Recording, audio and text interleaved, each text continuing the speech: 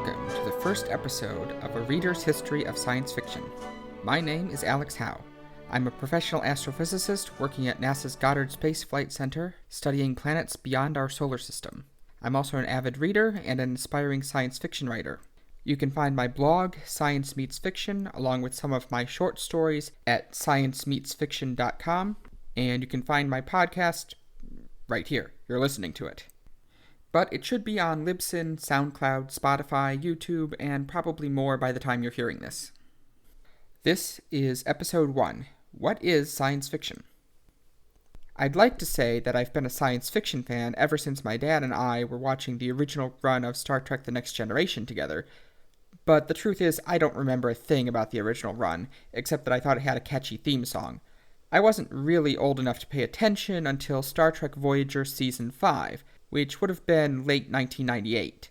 I don't remember what my first science fiction book was either. It might have been 2001: A Space Odyssey, if you can believe it.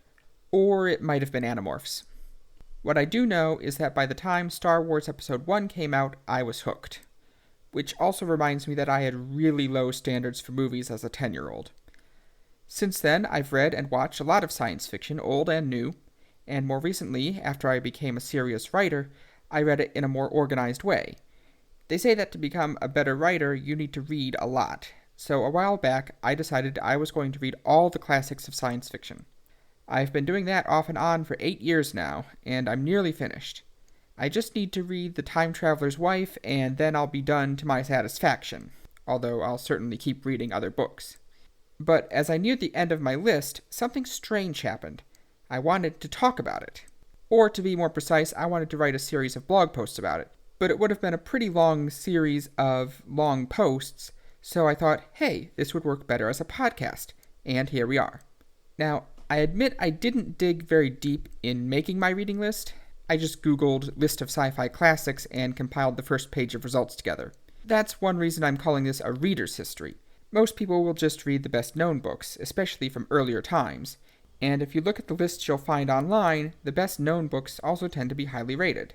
In fact, when I googled sci-fi classics, many of the lists were simply for the best sci-fi books, rather than classics specifically. And there's a lot of overlap between the two types of lists. Now, I also mentioned these were lists of books.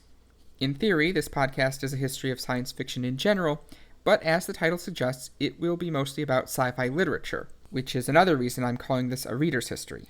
I'll mention TV and movies as we go, especially where they steered the direction of the genre, but sci-fi books have a much longer and, dare I say, deeper history to them. And there are other genres like video games, of course, but I'm not as familiar with those. And I'm not alone in thinking that books should be front and center. As of this recording, the Wikipedia article for History of Science Fiction never once mentioned Star Trek or Star Wars. Wikipedia's editing decisions aren't always objective, but you can look at other sources and see the same kind of thing. For example, on Rotten Tomatoes' list of the 110 best science fiction films of all time, only 13 were released before the original Star Wars. That's a very different distribution from the top 100 or so sci-fi books, where about 3/4 of them came out before 1977. And it's not like science fiction as a genre is any older than cinema. As I'll explain in the next few episodes, they really started at about the same time, and yet books were much more influential for most of that period. Of course, if I say that, I also need to explain what I mean by science fiction, because not everything in the genre really looks like science fiction at first glance. That's the section where you'll find it in the bookstore, but when you think about it, the label doesn't apply to many of the things you'll see there. A good example of this is Philip K. Dick's The Man in the High Castle. And here I'm specifically talking about the book, which does not include the parts from the Amazon series where the characters travel to parallel universes. Nothing happens in The Man in the High Castle that couldn't happen in the real world at the time the book was written. Nor is it a techno-thriller like, for example, Dan Brown's books, which purport to include only existing technology, but focus on the as-yet unrealized potential of that technology. This is because The Man in the High Castle isn't really science fiction at all. It's alternate history, how things could have gone differently in the past. Time travel and portals to other worlds are science fiction devices, but alternate history by itself isn't. And yet, The Man in the High Castle is usually listed as one of the classics of sci-fi, and the author, Philip K. Dick, is one of the most prolific sci-fi writers of all time. What gives? The answer is that even though it's not true science fiction, The Man in the High Castle and many other classics of the genre are definitely speculative fiction. Speculative fiction is a broad category of fiction that encompasses all kinds of stories that do not happen in the real world. It's a simple concept, but you don't usually see it listed that way. In bookstores, the section will either be called Science Fiction and Fantasy or Science Fiction, Fantasy, and Horror. These are all categories of speculative fiction, maybe even the largest ones, but there are others. Alternate history, as I mentioned, dystopian fiction like 1984, post-apocalyptic fiction like Mad Max and The Road, and even superhero stories all fall under the umbrella of speculative fiction. But as I said, most bookstores only have 4 labels for these many genres: science fiction, fantasy, and horror, plus the comic book section for superheroes. So by default, science fiction is often interpreted broadly as any speculative fiction that is not fantasy, horror, or, depending who you ask, comic books. This includes The Man in the High Castle, along with almost everything else on my reading list, and this makes sense because fantasy and horror are older genres that have different roots than science fiction, whereas the other subgenres of speculative fiction grew out of science fiction, if anything.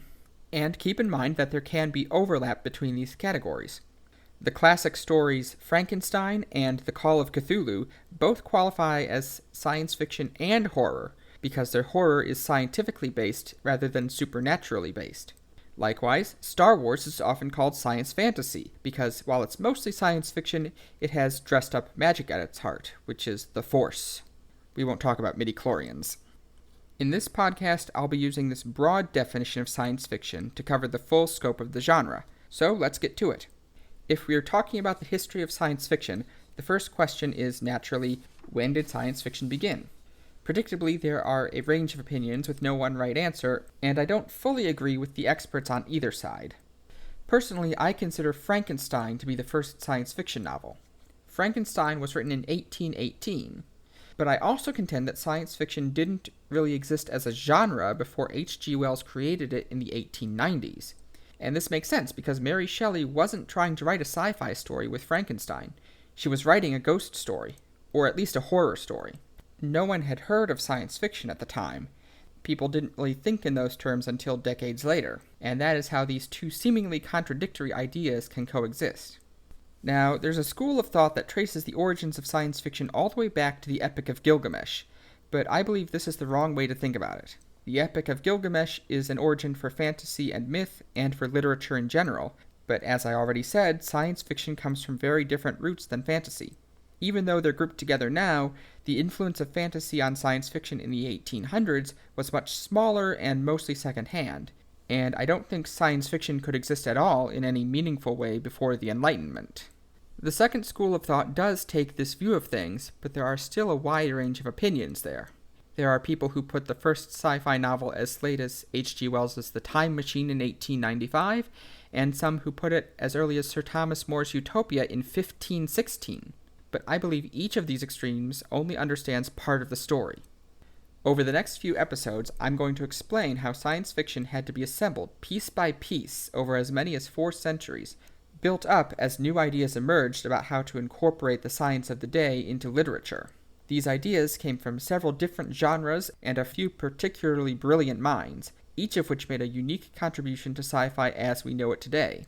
I think it's very interesting that new scientific ideas were incorporated first into satirical works like Utopia and Gulliver's Travels, then into horror stories like Frankenstein, and into realistic adventures like those of Jules Verne third, almost as if writers didn't quite know what to do with them at first. It took time for literature to come to terms with science and make science fiction into its own genre, and that didn't fully happen until H.G. Wells came onto the scene. So in this podcast, I'm going to start there, and I'm going to really try to go in depth into how science fiction developed from Utopia to the present day, a path encompassing 500 years and over 150 books.